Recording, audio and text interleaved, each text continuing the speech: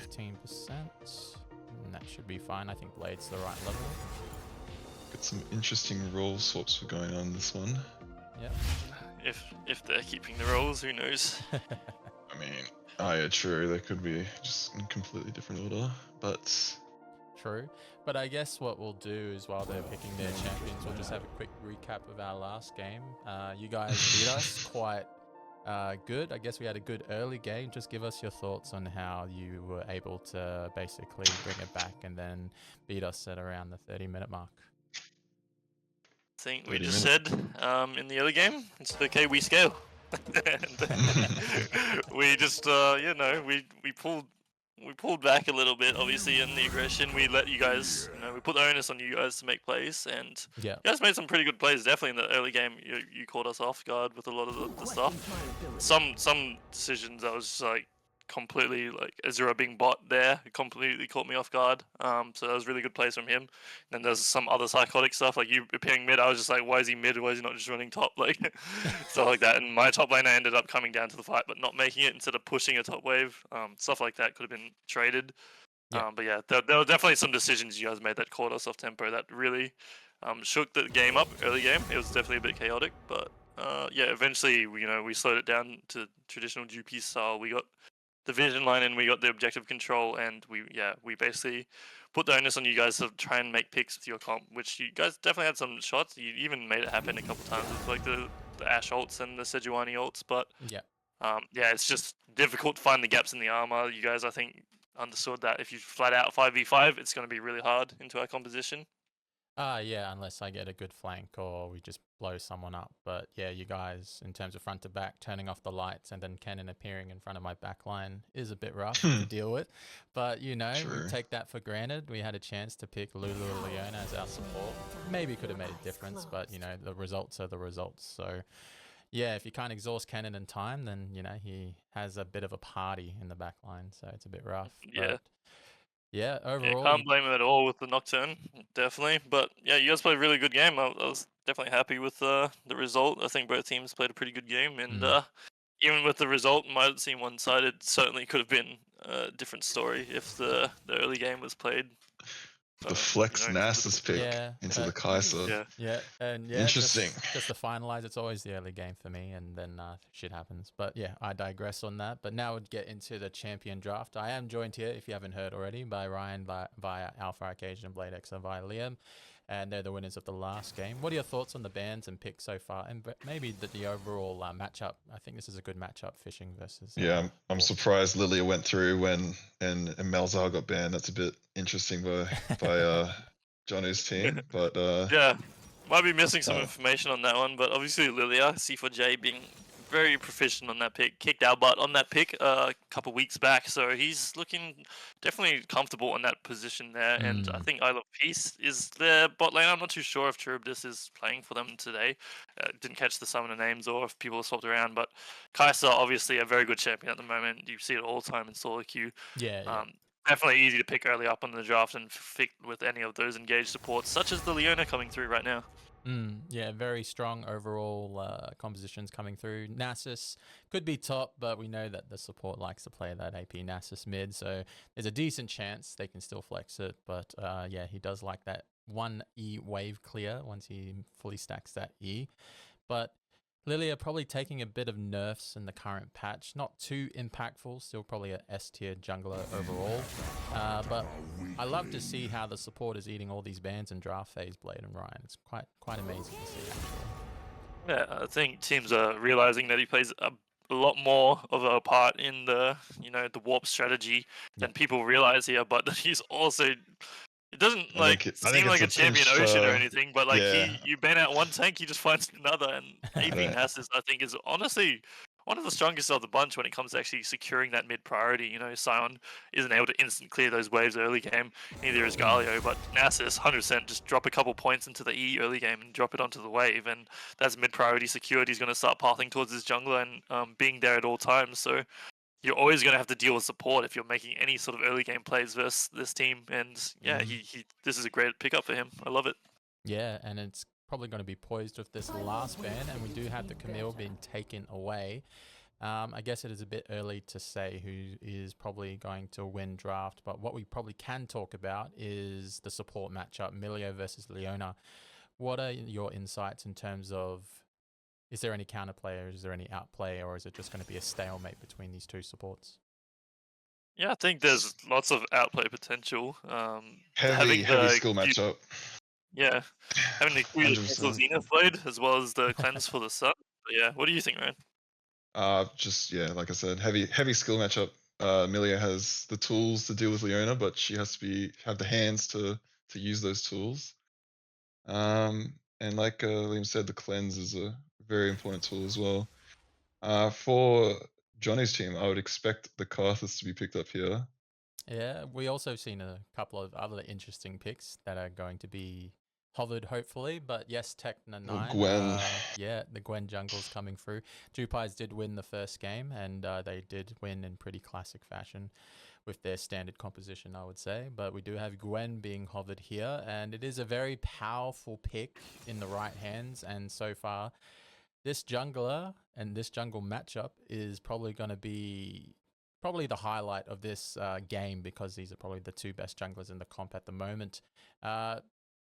C4J being more of the vet in the scene, and then we have BRDN or aka Imam coming into the scene for the first time. What are your thoughts on this matchup, Blade and Ryan? Yeah, I'll leave it to the jungle expert here. What do you think of Gwen jungle? I'm sure you see it all the time. Hey. I think it's a good counter into Lilia, to be honest. The W is forces Lilia to go into the melee range of Gwen, which Gwen loves, and it forces Lilia to pretty much miss her out edge on her Qs. The dash on Gwen E as well allows her to dodge the Lilia Ws. So there's a lot of provides a lot of counters to the Lilia. But we've seen Jay's team fight potential on Lilia, and the 1v1 might favor BRDN, but I think that in the team fight, Lilia just outshines Gwen a million times. The Gwen ult is pretty good, but I mean, a 5-man Gwen ult compared to a 5-man Lilia ult, I'd take the Lilia ult. Yeah, it's pretty tough to navigate, and it just depends who has, the slight advantages in terms of the early mid game and who is able to clear faster. Lilia probably does have that slight advantage in terms of XP and getting gold in her pocket until Gwen comes online. But as the drafts are being locked in now, I believe this is probably a pretty good matchup. But I do like how the Fishing Esports draft can execute their comp a bit more efficiently. What are your thoughts, Blade, in terms of who's won draft here, and who do you think is probably going to have an easier time pulling off their comp? Honestly, it's pretty even across the board here. I think in terms of standard League of Legends, you're always looking at the Orianna mid and being like, yeah, that's probably better than Nasus, but uh, yeah, the amount of beefcakes on this front line on Nasus and Ornn, they've got to have a lot of damage to deal with it. They certainly do with Lilia having the damage over time, Kai'Sa dealing lots of damage herself, but it's still not so easy. Gwen obviously being immune all the time, as well as Nasus having that wither, is stopping not only Kai'Sa from doing a lot of damage, is Lilia really relies on weaving in and out of that team fight with her movement speed, and if she cops a Nasus W on herself, she could just be a sitting duck for the CC or the follow up from the Gwen, from the Jinx. Definitely lots of threat, but it puts a lot of weight onto the shoulders of this Gwen and the Jinx. And from Warped, we haven't seen the ADC have any highlight pop off moments here, so I think it is going to be a lot of weight onto the shoulders of their jungle. And if he falls over, it's going to be on the weight of that Jinx here. And it's these two carries you need to look at here. There's always going to be the moving parts of Beautiful Dwayne, the support, and Jonu definitely pitching in the team fights, but these guys need to be on point in this game. But I feel like when you look at the other composition, there's playmaking on all sides. These champs are all pretty autonomous. It's a much easier game for these guys. If one of them messes up in the team fight, Orianna whiffs her ult. If Malphite lands his ult, finds a great ult, Leah lands her ult, Leona does her job, I still think they can work together. But, Jinx makes a bad play, gets caught out by a Malphite ult, dies at the start of fight. It's going to be hard to turn that one around. So definitely will be an easier draft, I'd say, on the side of Fishing Esports. But definitely going to be an even one, I think, if everything's played well. Yeah, and the later parts of the game, I guess NASA stacks and Ornn upgrades will play into an account to a very fed Gwen if she's able to get those advantages. So yeah, we'll just have to see how the game actually goes. But before we do that, we do want to thank our sponsors for today's round. And I would like to thank our minor sponsors: McDonald's, Vigor Group, Urban Tactics, Pathfinders NT, Joyce Main, Darwin, Pathfinders NT, sponsoring a player in the Tekken scene. If you haven't checked the Tekken scene out, very awesome minor sponsors across the board. You should check them out, or I guess we do check out McDonald's from time to time. And our major sponsors for the NTech Championships is Tangled Ventures, The Array, Paul's Iced Coffee, our territory zone, and Bossman David's Next Tier Studios. We want to thank our major sponsors for making this competition happen. And the reason why we're all gathered here today is a community and just having a bit of fun and a bit of competitive matches and seeing who comes out on top. But I digress. Back into this game. Who do you think is going to be the standout player on each team? You could easily say the junglers, but a lot of the time we've had some top laners pop off, we had some mid laners pop off, and I think anyone in this game can really shine. Any clues, guys? I mean, You want to go right? Yep. I feel like this game heavily relies on the junglers and the ADCs. Yeah, I can't imagine the tanks having too much of an impact other than like getting crazy ults, Leona getting crazy like picks, Lilia pressing her R button or remembering to press it. Yeah, it's hard to say before the game we even see anything, but I would say one thing that Warped, you know, they have a very strong team. They've got the record to prove that. But one little crack in the armor, as we've seen, is that they do get wombo comboed a lot. They actually play so well together as a team. Sometimes it bites them in the butt where they group up, you know, they're all on the same page, and then they cop a big 5-man Zara ult into a Yasuo ult, something like that. Wondering if we could see the same come out of Keltalis and Cynthia, the power couple in the top lane and the mid lane coming in today. But yeah, also Samurai Kimchi. Haven't seen too much of him on the AD carry, but certainly that's one of his main roles, I believe. He was playing mid lane earlier into the season, but now they've swapped him into the bot lane, probably where he's a bit more comfortable, and I believe he's very proficient on the Kai'Sa, so I'm hoping to see him perform well into this bot lane. And they do have a sub here. I did confirm this with their captain. So we've got a bit of an X factor to look at as well for Fishing Esports here. If these two, you know, in their comfort role, blow out this bot lane, get a huge lead here, it could prove a massive issue for the side of Warped. I don't. Oh, okay. Starting E. Interesting. It's gonna be a little bit painful for her first clear, I guess. I'm not sure actually. Gives attack speed and on hit damage, doesn't it? Yeah, so it's not too bad, I suppose. Not the worst. Can't say I've played much Gwen jungle, but getting that vision on the red side jungler means that the red side, the blue side will know the path of Jay in this matchup. So you see the Lilia pathing bot and the Gwen pathing top. Yep, they got it right back onto the Gwen though. They do have that Raptor ward for the blue side as well, so both junglers should be very well aware of what each other are doing, but if I'm honest, neither of them are great early gankers. I'm guessing both of them are going to full clear, but it's definitely good information for your team to make sure there's no funny business coming out. We know where the jungler's starting, we know where they're going, and they're going to have a stock standard game, because that's probably the best thing you want in a best of one, is just a stock standard game where everything's under control. You know, I don't know. I'd rather see the Lilia invade here, to be honest. Okay. I'd like to see that. They've got the red ward on the blue buff, hopefully. And Gwen's first clear is atrocious, if I remember, if it's the same as how it was when I was playing her last season. But yeah, I think Liam's on the money there, and it's going to probably be just a standard clear by both junglers. Yeah, I think if they really fought for priority, like they were heavy trading mid and top, maybe they get some priority and the invade's definitely an angle there, but we've seen so many teams like fall victim to the Warped invade because they're the ones with priority, they're the ones invading, coming into the jungle, and they just do so well in those early skirmishes. So maybe that's a little bit of that coming in. C4J is certainly an extremely aggressive jungler, but knowing who he's into might decide to pull those punches and play a more stock standard game, look for the outplays in the team fight, because they've certainly got some tools to play around here. I'm really looking to see how Vyasins performs onto this Orianna and Kel'Thas. If they're able to find these big team fight ultimates, they certainly could just win before it begins. Yeah, and it's just one of those things where the junglers are sussing each other out. They haven't really versed each other in this competitive setting till now. So they're probably just playing it relatively safe till those scuttles and those objectives come online.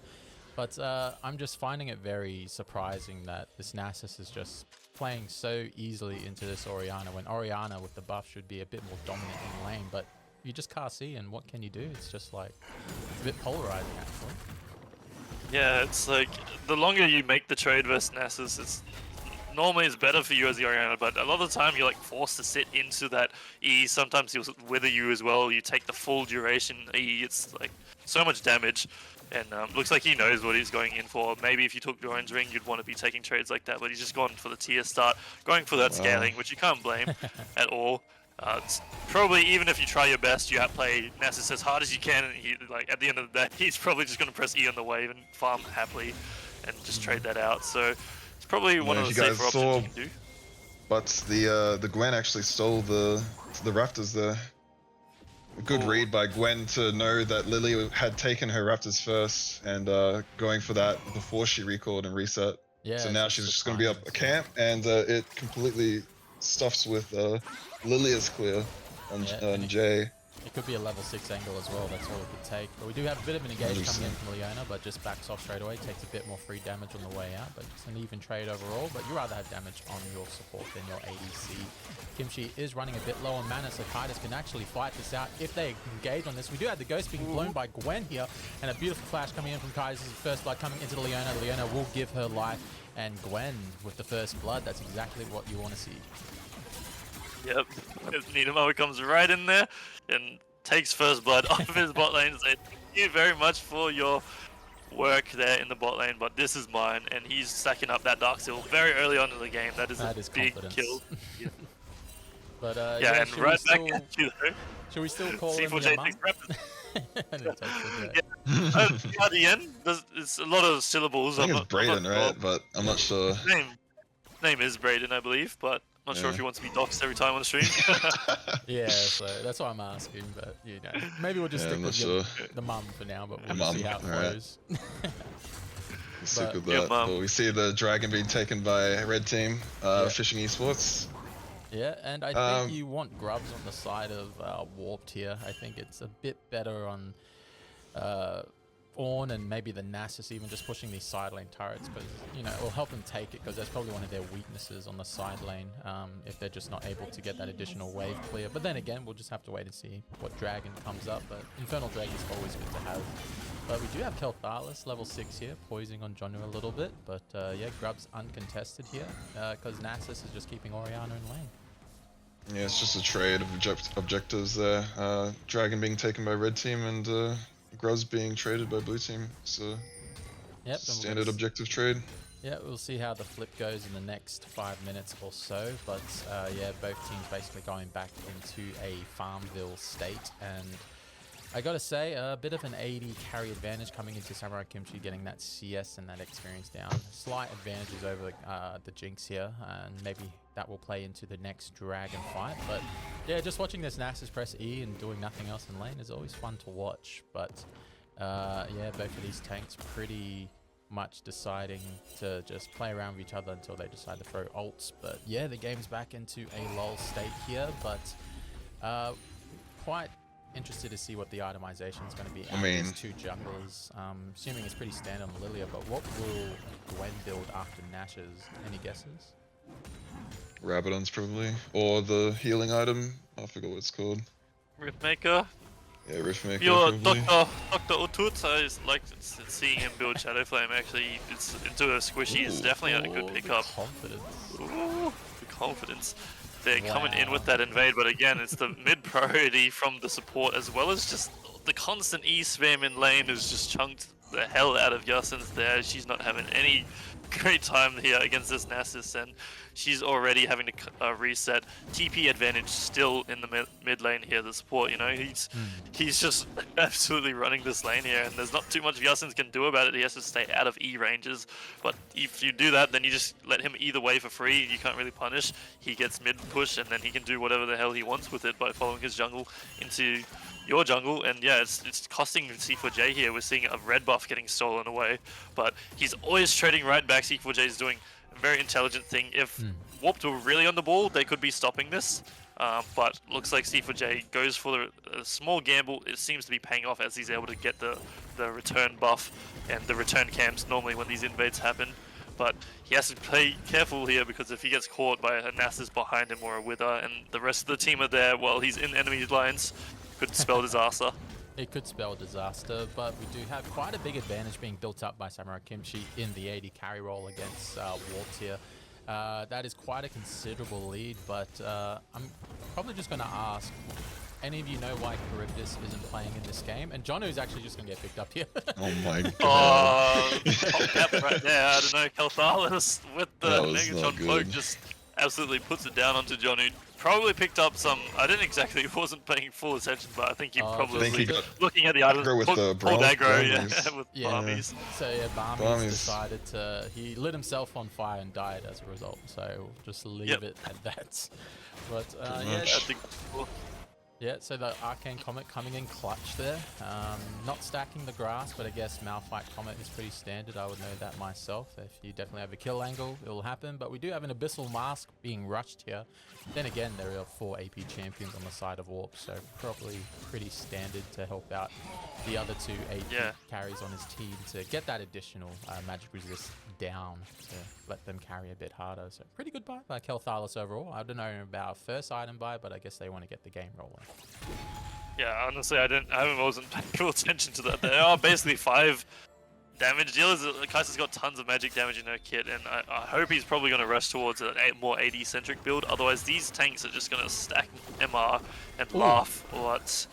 No one's laughing about that Orianna ult. But they're forcing the play here. He drops the Lilting Lullaby onto the support, but they don't find anything. C4J is fully stacked with that move speed though, and they can't lock him down for the time being. The rotate from the support was good, and looks like they're going to get the grubs, but they're not even alive yet. Yeah, they're not alive, but they want to be here 30 seconds early and just saying, this is our territory. You're not allowed in here. You've used all your ultimates up and flashing. But they're giving time now. Yeah. Look at the rotates coming through. We might have a straight up 5v5, but BRDN goes in early, taking the CC, and Johnny with a beautiful flank is going to find Leona here. She's doing her best, but she finally gets out there, living on a sliver, but not quite. Johnny finds the kill. BRDN comes in with the ultimate, and Kelthar's left in the dust by his team. Sacrificial Lamb. Is there going to be any more kills? But no, Kelthar's walks out. They can't find him, and his ultimate's coming up soon. Is he going to do anything with it? No, drops the flash and keeps the ultimate.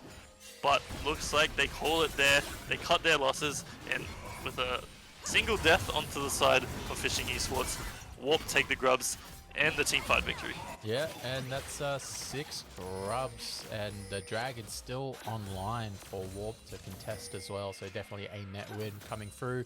And Gwen showing no fear, walking right in with his team, saying, you can't touch me, this is what I'm going to do, snip, snip. But yeah, Orianna ult was blown initially trying to catch out the Nasus, so they definitely played that really well in terms of, if that is the key ultimate to avoid, then, you know, we can just go in here and take this Dragon. Not only the Orianna ult, but the Lilia ult was burnt on the Nasus, which was pretty big. And we're going to see the Lilia ult coming up soon. We got the Orianna ult as well. Yeah. Big Orianna they're going in now. Beautiful! Nice. On 3. They're finding all the ultimates here onto Warped, and they take them down. Beautiful Dwayne running. There we go.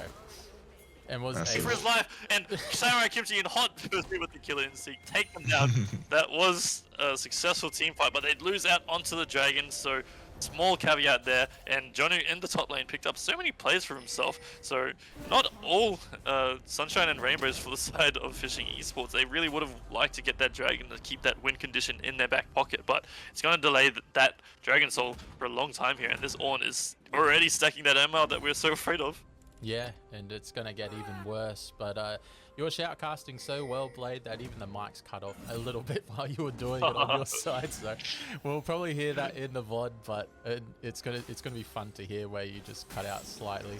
But we'll leave it at that. But yeah, big team fight coming through, and I'm just going to say Fishing Esports making their presence known, saying you just can't take this for free, we'll trade back no matter what.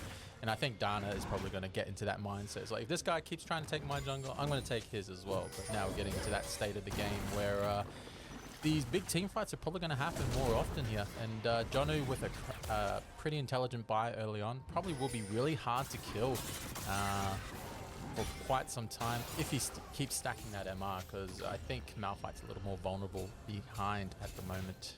Ryan and Blade, it's going to be a bit tough for him to navigate these fights, besides pressing hard, of course. Anyone want to try to pronounce that item? I haven't heard many people talk about this magic resist item that the Orn's built, but I've looked at the name now and I'm just like, how do you? Is it Kainic? Yeah. Yeah, Kainic Rook. Going for the tower into a tower dive after the tower's taken, hopefully. Yep. Take the top. All right, so they're just building all the ultimates just to make a statement here. Yeah, Malphite is dead. Unfortunately, he used ult to probably try to clear the wave initially. I'm not quite too sure what happened. But yeah, he gets taken down there, and Gwen picks up another kill, stacking that Dark Seal, and it will be pretty scary if that Gwen gets to 10 stacks and is able to snip through this composition. But right now, I feel like this Kai'Sa has got to have a lot of work to do to pretty much get through this front line once it gets a bit more tanky, because yeah, going through that Ornn and that Nasus one, if they start stacking that MR, it's going to be pretty hard to deal with, but they do take the Rift there as a result. Where do you think they're going to pop Rift, you guys? Is it going to be bot, mid, top? You reckon they're going to crack mid open?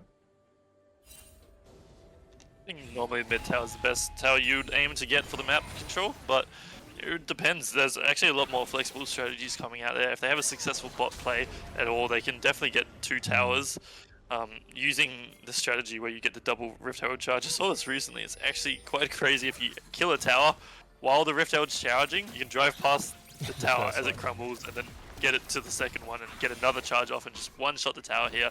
And I think Warped are the sort of team that want to look for that max value, but have to be careful here. C4J coming into the jungle, and a beautiful shockwave from Yasin, dropping the Lilting Lullaby onto Nasus here. He's in trouble, but beautiful Dilwang is here with their heals, and C4J goes down. They turn back onto it with Samurai Kimchi coming in with the Killer Instinct, finds the kill onto the support, and Ow on Leona locks down beautiful Dilwang, and the rotates come through. Keytres just wasn't there for his team when everyone else on the side of Fishing Esports. And look, they have a ward to find him here, and that's going to be another kill going over. He drops the summoners to try and desperately live, but they can surely dive this one. I would not let him he's praying right now. He's hoping that someone will come from. He can actually walk out here if he really wanted to, but I think he's just going to, he's going to walk out. Unbelievable. Samurai Kimchi just not feeling it.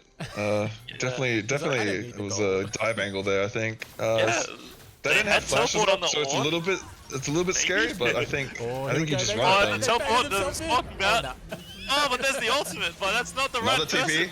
Was that a double TP? It was. It was, and they're both going to die here. He does have barrier. Samurai Kimchi will get snipped to death, and unfortunately they're both going to die here. And a big shutdown, and another stack towards your mum. And yeah, 10 stacks on the Gwen. Gwen is online officially once she finishes her second item. I don't think they have anyone to deal with it, so yeah, they're really poised to take this 2k gold lead and run away with it. But we're going to see if Fishing Esports has anything to say about it. We see a mid play coming out as well. Oh, C4J, is he going to get caught out here? No, he's forced to burn the flash. It can be a big sleep, but it's still on cooldown, unfortunately. Oh my god, he gets sniped. My goodness. Oh, the Jinx is now online as well. And I think Dana's pinging his top laner for some reason, but we'll just leave it. We'll just leave it at that. And they get another free dragon, and this is all Warped really need to get online. If they just take advantage of these small mistakes, they can really run away with it as they walk around as a 5-man unit. And I think this Milio pick is doing a lot of work, you guys. A lot of work. Yeah, it's I don't know, that was off of the Ornn engage there. That was very high tempo by Warp there. Very good. They go for the bot play into the mid play straight after. There's no downtime there at all. Catching the Lilia that was a little bit overextended and catching her with the Ornn ult into the Jinx ult. which is very, very good. And it just guarantees the dragon afterwards without the enemy jungler up. Yeah, you can just take dragon for free after that. Yeah, they're definitely doing a lot of work. I'm just thinking more on the hindsight of when they try to re-engage melee, just keeping everyone alive and healthy and giving them the movement speed that they require. Because I think that's how the Gwen is really navigating these fights really efficiently. Is having the Milio in the back pocket just allows her to be so much more threatening in these fights. And right now, they don't have a dragon win condition. Are they able to fight one back? Are they able to crack mid-turret here? Samurai Kimchi does take a turret shot, but it probably won't mount to anything because right now they have top priority. The Ornn's able to rotate a little sooner than Kelthalis on the Malphite. So they definitely have a lot more map control over Fishing Esports, and we're going to see how Fishing Esports is able to find their way back in. Yeah, they're in a bit of a tough situation, but if they're going to find something, I think it has to be a shutdown onto this Gwen. Get rid of those stacks, take that shutdown off of her head, but it's always going to be a difficult task because we always see beautiful Dwayne, like you mentioned, doing so much work, staying around his jungler all the time here, and it's just so hard to pick off this Gwen. When she's already immune, she's got a cleanse, she's getting heals, the Milio's dropping knockbacks. It's so difficult to find that kill, but they've got the CC to do it. If they find a one-shot onto this Gwen, certainly could turn the team fight onto its head if Samurai Kimchi, who's definitely got a respectable amount of gold in his back pocket, can be left to free hit these tanks. We could see a team fight victory come away from them, but they have to realize the threat coming from this Gwen. But I think he already realized that he's gone towards a proto belt, so he's got a lot more mobility and health just on his items now, and he's going to be so hard to kill with that Milio in his back pocket. The odds are stacked against them, but I'm looking for that for Fishing to pull something back here. Yeah, I think it's going to be quite an outplay if they're able to lock down this Gwen. They do have the Malphite and Orianna to do it, because if they're able to land the sleep on the Gwen, then it's just a matter of he has to, there's the stun, the CC, but they have to immediately disengage. The TP's actually come in here preemptively. We have the Rift Herald being taken away. They're like, nah, we're not going to do it. So they're able to say, oh, big Orianna ultimate actually comes in, but nothing comes out of it, unfortunately. And I think that's a lot of stuff being taken away from Fishing Esports without any result coming from it. Yeah, the double teleport, not as clean as the one from Warped, unfortunately. They do drop the double teleport, but they aren't able to find the kills as Warped just peeled back, but they're looking for the counter engage. Johnny sitting in the side bush with his ult here, is looking with the ult mid lane, Call of the Forge Guard onto the backline, and nicely dodged there by Samurai Kimchi, but they just can't get the autos because Gwen is immune and he's dropping the threaded needlework onto the backline. And it's just a trade ult for summoners there for the side of Warped, and you're happy to see that any day. Yeah, when your ADC doesn't have flash, it gets a bit more scary for the next 5 minutes, and especially when you have such a big lead on Samurai and Kimchi, and she has to do a lot of work to try and take this Gwen out, because I just feel like Jonu, the support, Beautiful Dwayne, they're just soaking up all this damage and all this pressure. Just allows the Gwen to just navigate these fights really effortlessly and just able to find those snips. Oh, a bit of a engage coming in from Kelthalis. Kelthalis finds it. Leona tries to follow up. That's a big engage coming in from Samurai Kimchi. Kite is trying to kite this out, but unfortunately she has used everything, and these two are going to die for their troubles. Naxxus has come in. Everyone is coming in from Warped. Orders come from behind. He says, hello, Samurai Kimchi. I am here, and I am Jonu. And now they pick up the Baron here uncontested, and they got completely finessed.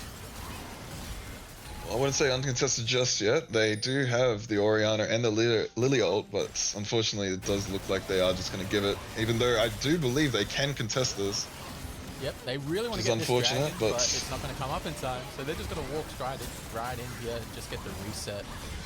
They're really hoping that they don't come here straight away, but they do have the recalls coming in. The resets coming in, and this dragon fight is probably going to be really, really poggers, but yeah, the Baron buff is able to make them a little bit stronger, so it's going to make it even harder for Fishing Esports to even find the 5v5. And we saw Samurai Kimchi trying to get to the Jinx in the backline, wasn't able to pick her up. So yeah, she probably will need another item to do a bit more meaningful damage, because right now it's not being supplemented by the Ori or the Malphite. Lilia's finding it hard to find these swell seeds, and they're just going to give this dragon for free. Yeah, I'm not sure about giving this dragon. What do you think about this, Liam? Like they definitely had, I felt like, the tempo to go for it on spawn with the Orianna and the or the Lilia, excuse me, yeah. just sacrificing that Baron. They had tempo over that objective. The teams were respawned, and the other team sort of had to walk down from Baron. I think, you know, if you're gonna make a play, you got to probably make this one to at least trade something while they're off tempo. But they don't do anything. They're just, you know, like, they're getting ready to turtle down, I suppose, and just try and survive. Because one thing we haven't talked about is maybe the siege from the side of Warped is a slight weakness. Jinx is basically the only champion who's going to be walking up and hitting towers here, but the wave clear isn't exactly strong onto the other side, and these tanks probably don't care too much for the towers at this stage in the game. This Orianna, unfortunately, thought her tower mattered, but it does not, and BRDN in the bot lane is going to be picking up another kill here on the Gwen. Yep. Oh, it's very rough by Vincent getting caught there. I don't know. It's very very bad macro decision to be saying there, but the Goon squad. I do see the counter.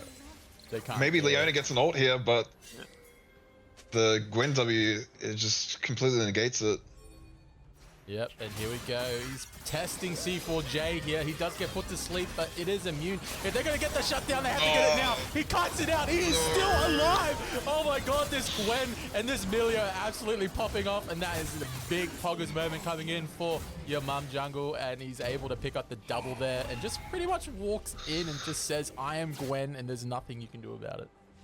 I don't even think it was that. I think it was the misplay on the Kai'Sa. That was not good. I mean, I'm pretty sure you call it misplay, but he can't hurt him while he's standing outside the W zone, so he's got to walk forward, and guess what happens when you walk forward? You eat the Gwen combo straight away, so it's sort of a checkmate scenario there, but they're going for more with these tanks diving into this. All three lanes are being pushed at the moment. 6 grubs. This should be 3 inhibs. Alright, what are they going to do? They're going to pull the trigger on someone. They have to do something here. Fishing Esports, what are they going to do? They're looking at Jonu. They need a Malphite ult into Orianna ult. This is what they need, but Warped are making the correct decision and backing off. Very nice, but they're not going to quite get that third inhibitor, but is it still up? I can't quite tell, but I think it's still up. It's still up just barely, but I got to say, like, that one Baron push, 24-minute mark, that's a bit polarizing to play against, but Fishing Esports, they have to hold on here and try and find and engage before they hit their base again. So we're going to see if they're able to do that. But with a 12k deficit or 11k deficit of gold, it's pretty much an additional player's worth of money. So it's definitely really tough for them. This Gwen is online, upgraded Nashes. That looks absolutely disgusting to deal with. And now he's bought the Medjais as well, making his presence known. 106 ability power, 61 attack speed, and 25 ability haste. Nashes upgraded looks absolutely disgusting. And a masterwork on it. Oh. Gwen pushing up a little bit too far there, and Fishing missing their opportunity to get a free kill in there. Yeah, it's unfortunate. Just all tempo now. Johnny just decides to go in here, and they're just saying, this game is over. We're going to knock you guys up. And unfortunately, Fishing Esports, a big ultimate comes in from the Malphite here, but no follow-up whatsoever. Kel'Thuzad gets taken down here. Jonu just decides to dive in 4v5. The Kai'Sa is pretty much one-shot. C4J puts to sleep, but it's probably not going to happen. And I think the support can just walk down this Lilia, and that is curtains for Fishing Esports. Warped have come prepped. They had the Gwen, the team, and the plan, and they executed it pretty much nearly flawlessly, in my opinion. Yep, they will be picking up the Nexus here. It was a very clean game coming out of BRD and the jungle, but as always, the whole Warp squad looks online together. They do so well. Each of the moving parts of this machine, just people haven't figured out to stop this machine from rolling them over, and they pick up another very quick win in 26 minutes here, just almost uncontested. We saw there were some signs of life there for Fishing Esports, but ultimately the Warped machine, they have the textbook plays. They know when to pull back. They don't give you time to punish them. They know when to punish you. It is just a masterclass from them week in, week out, and they're going even further up the ladder, leaving the rest of the competition behind. Yeah, and I just got to say, I really liked what you just said there. The Warped machine has a good ring to it, so they'll definitely be probably in the top players in the next video coming out in the next fortnight or so. But I guess we'll quickly discuss SVP and MVPs, and I guess we'll start with the SVP on the side of Fishing Esports. Who do you think deserves it in your opinion, Ryan and Blade?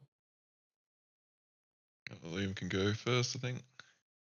Yeah, okay, we're talking about SVP. Like, normally I like to say people who who perform their role the best, it's obviously a stomp of a game. But I think Samurai Kimchi in the bot lane got a big lead. He wasn't able to convert that into anything. Made some crucial mistakes with the ultimates, got picked off.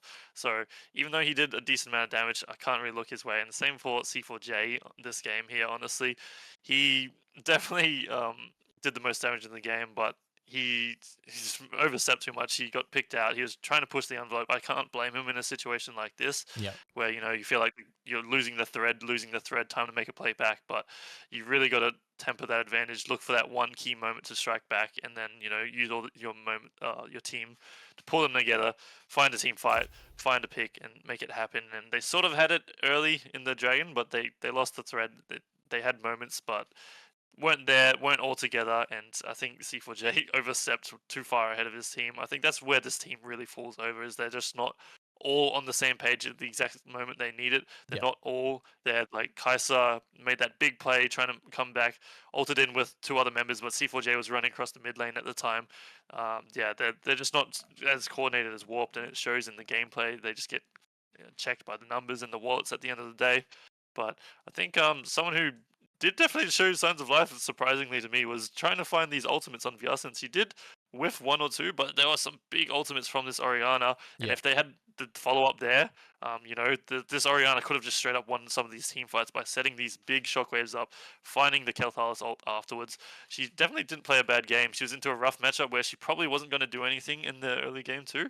And yeah, it was a decent performance from Vyasens, who's auto-filled here. She's a support player for the team who just swaps to the mid lane. So I'm quite impressed with her performance this game and the ult she was able to find. And if the other follow-up was there, then this game could look completely different with some of those fights. Yeah, and they definitely have the wombo combo to pull it off, but the fact that she was able to find the singular Orianna ultimates and making it happen and team following up on that. Yeah, I'm kind of inclined to agree with you with Vyasens for picking up the SVP. Any thoughts, Ryan? I think Samurai Kimchi probably, out of all of them, deserves SVP. I think the comp didn't suit a Kai'Sa comp. I think the comp was the problem here. I don't think any of the players really. I think a lot. Well, actually, no. Sorry. I think there was a lot of mistakes by all the players. Yeah. There was some really good ults, like the dragon at the dragon fight. I think it was the first or second dragon fight with the Malphite and the Orianna. That was really good. The Kai'Sa ulting in is a bit iffy. We did see that they did blow some ults, but the Kai'Sa just wasn't strong enough. Kai'Sa also threw the lead in the bot lane, overstaying on that bot play and giving the shutdown to the Gwen, which is a pretty pivotal moment in this game. It's very accelerating for the Gwen getting that 850 gold by killing the Kai'Sa and the Leona. Argue against them here. It's hard to say because wait a second, is this going full circle? All right, but I understand. It's hard to say. There's been good plays this game. There's been bad plays this game. And I think that if Samurai Kimchi was on a different champion, that they would have been, popped off this game. And it's a shame that they were on Kai'Sa with such a heavy AP centric team. Yeah. But I think Samurai Kimchi probably deserves it more than everyone. It's very close though. It's very hard to say. Now that I think back, Ryan, she did get her own lead quite considerably in the lane phase, was up nearly 50 CS to her counterpart. So that does play into account and does have some weight. But when it came to these team fights, just the Orianna was just the initial, was able to bring Fishing Esports to life. So it's really hard to kind of weigh which one is a bit more prominent in the moment. So what I'll probably do is I'll have a little think about the SVP and then I'll announce it a little later. Now we'll just get to the MVP. And yeah, I guess the Warped machine, like you said, Blade Exa, I feel like they enable this jungler so well, and then the jungle just pops off and everyone plays their role so perfectly. So I feel like this jungle is just going to keep winning MVP in my opinion, but every now and again, another player steps up. Yeah, just ongoing, diving in 1v4, 1v5, saying, hey, what's up? And, Nasus just pressing E in lane, I'm doing my job, and then following around my jungler. I wither someone, we pretty much get a catch. And, beautiful Dwayne just being at the right place at the right time, nearly all the time in the game. So what are your thoughts? Who do you think gets MVP? I just feel like that last play with Gwen just popped off and just made her presence known. Yeah, I think it's always like every time you watch Warped week in week out, you want to try and give it to Nita Moa, but it's always he's enabled so well by his laners, and I think Yeah.